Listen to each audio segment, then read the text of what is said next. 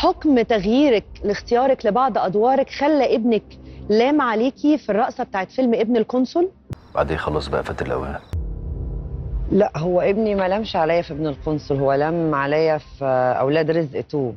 انت بتتضايق ولا ايه؟ لا مش بتضايق، بس يعني انا رايي نخش في الجد بقى ولا ايه؟ يلا نخش. هو لام عليا لسبب، يعني انا ما كنتش قايله لهم على ان انا عامله، هو كان ضيف شرف يعني. هو راح السينما يتفرج على الفيلم مع صاحبه وما كانش يعرف ان انا في الفيلم، فهو بيقول لي انا ما كنتش اعرف انك في الفيلم اصلا. خش جوه يا حبيبي بس عشان استفرد بامك شويه، وحشتنا اصلها.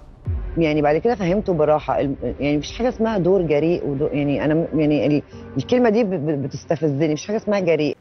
يا بنت ما تستعبطيش عليا. اشمعنى حكم شعار السينما النظيفه اللي رفعتيه انت وجيلك علشان تعملوا نجوميه؟ وقلت لها بلاش الشغلانه الشمال دي، مفيش فايده. هو في سينما نظيفه وسينما غير لا نظيفه؟ طبعا، لا طبعا.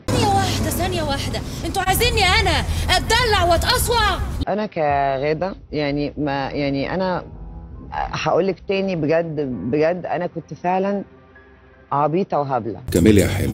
وبعدين تاني بقولها، يعني انا كنت يعني رايحه مع يلا نروح هنا اروح هنا، يلا. انت قلتي انا عمري ما عملت ولا هعمل ادوار لما ولادي يكبروا يتكسفوا او يتضايقوا منها.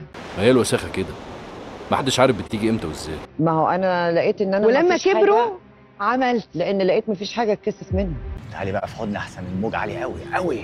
انا دلوقتي امهم غاده اللي موجوده معاهم في البيت، بروح اعمل شخصيه ايا كان هي، بعمل شخصيه ست محجبه، بعمل شخصيه رقاصه، بعمل شخصيه اي مدمنه، بعمل شخصيه مريضه، اي شخصيه بعملها انا بمثل دور.